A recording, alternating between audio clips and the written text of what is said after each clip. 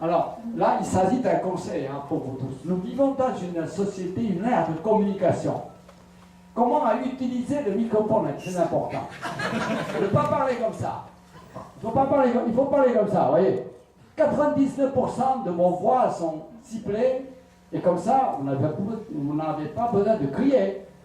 Et il ne faut pas douter que là, ce ne sont pas des micros, n'est-ce pas, mais des Taïwan. Donc, des fois, ça pose des problèmes. Donc, comme moi, quand je parle, on parle comme ça. Mais si vous parlez comme ça, vous voyez, 40% seulement. C'est dommage. Oui, comme ça, oui. Plus clairement. C'est pour savoir comment on fait. Mais si voilà, on veut. bravo, applaudissez. Oui. Si on veut ouvrir un compte en banque à Taïwan, comment ça se passe? Si on veut Ouvrir un compte en banque. une banque, un compte bancaire, il suffit de se présenter à la banque et demander les procédures, c'est tout. Mais il faut déposer de l'argent d'abord. Ben, c'est comme partout, hein. Non? Très calme. Oui, venez. Tu es plus riche que moi, donc. Partagez. Non, à vrai dire, je ne peux pas vous dire exactement comment il se passe. Mais généralement, pour les mineurs, et à Taïwan, les mineurs sont moins de 20 ans. Donc, mais en France, c'est différent. Donc, pour les mineurs, disons, pour les mineurs que ce soit moins de 18 ans ou moins de 20 ans, normalement, il faut une autorisation parentale pour pouvoir ouvrir le compte. Mais pour la précision, demandez la famille d'accueil. Comme ça, vous pouvez préparer si au cas où c'est nécessaire. Hein, avec documents pour que la fille, comme une fois arrivée, puisse ouvrir un compte. Merci. Merci de ces indications. Apparemment, je suis plus jeune. Je ne suis pas capable de répondre précisément. Mais à tout moment, à Taïwan, quand vous avez rencontré des problèmes, des difficultés ou bien des questions, n'hésitez pas de les poser. Hein. Parce que les Taïwanais, ils sont des fois timides. Ils sont des fois conservateurs. Mais aujourd'hui, et surtout pour la nouvelle génération, il faut savoir communiquer. Donc, poser des questions, hein, il ne faut pas hésiter. Oui, madame? Les cartes SIM des téléphones sont les mêmes? Les cartes SIM, logiquement, oui. Pareil, c'est international. Carte SIM, oui. Et 1 euro, ça représente quoi?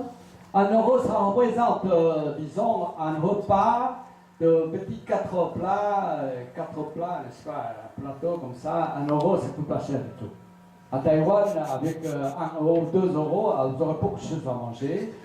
Et 1 euro égale 40 $, nouveaux dollars taïwanais. Parce que pourquoi nouveaux dollars taïwanais? C'est en 1949, quand le gouvernement Chiang Kai-shek a été à Taipei, il y a déjà dollars taïwanais, NT, Taiwan dollar.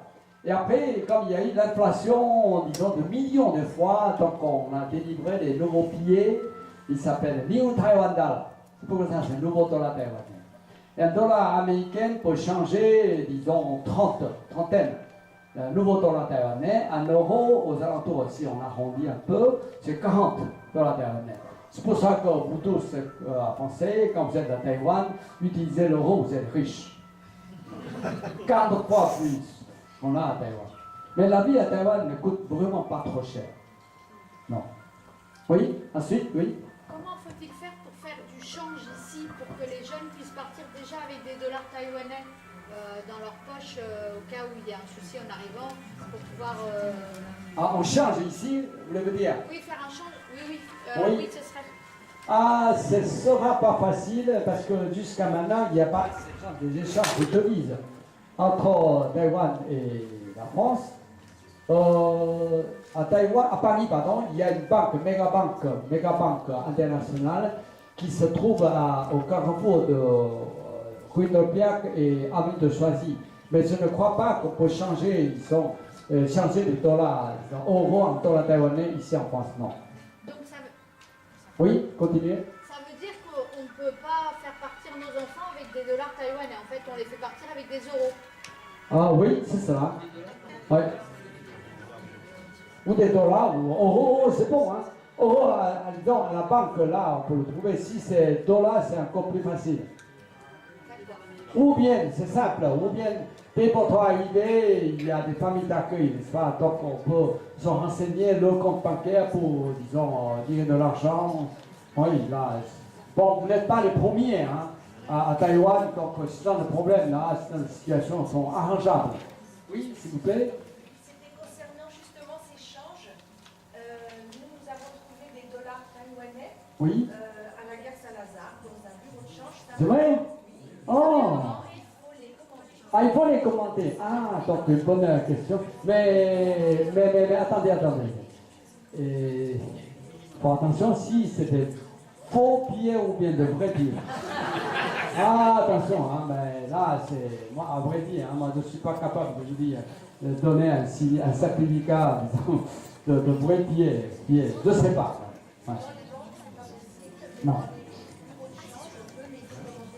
Oui, ben, selon mes connaissances, c'est pas encore officialisé. C'est pas encore affiché. Oui, ensuite. Pour nos étudiants qui ont quelques notions de chinois, je voulais savoir à peu près combien de temps pour qu'ils puissent comprendre et s'exprimer et parler couramment. Est-ce qu'un an, c'est suffisant? Pour parler le chinois, c'est pas compliqué. Il suffit d'ouvrir la bouche et parler comme moi. N'est-ce pas? Nous avons appris la langue française made in Taïwan. Est-ce que vous croyez que la langue française, belle langue, est facile à apprendre? Oui et non. Quand vous avez bien travaillé, c'est pas difficile. Et à Taïwan, pour combien de temps? Ça dépend combien d'efforts que vous avez travaillé. Quand j'étais en poste à La Haye, ik spreek een beetje Nederlands. J'ai même appris la langue néerlandaise. Quand vous parlez comme la Mara Roche. Ça dépend de combien d'énergie que vous avez travaillé avec. Mais, comme vous êtes à Taïwan, c'est facile. Il y a des jeunes, il y a partout, c'est l'environnement. Et moi, j'ai remarqué que nos jeunes sont dispersés dans diverses régions, diverses villes, différentes villes. C'est bon. Sinon, c'est comme les étudiants taïwanais, ou bien de notre grand voisin, à Paris, ils sont tous ensemble. Entre eux, ils parlent que le chinois. C'est pas bon. C'est pas votre objectif. Non. C'est pour ça que pour vous, entre vous, bien sûr, puisque vous allez établir votre lien, entre vous, Facebook, lien, communication, c'est bon.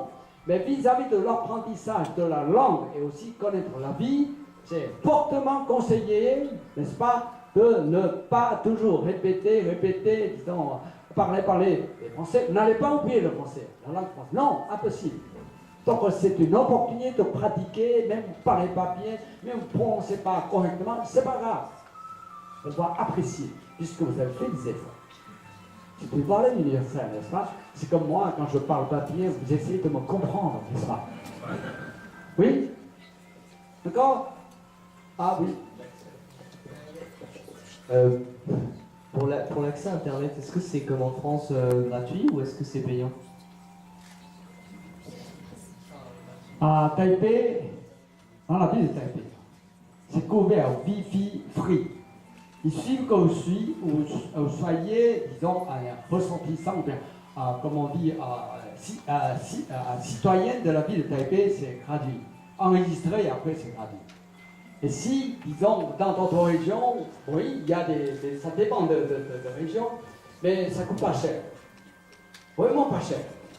Parce que chez nous, ça c'est une, disons, comme on dit, des qualités de vie.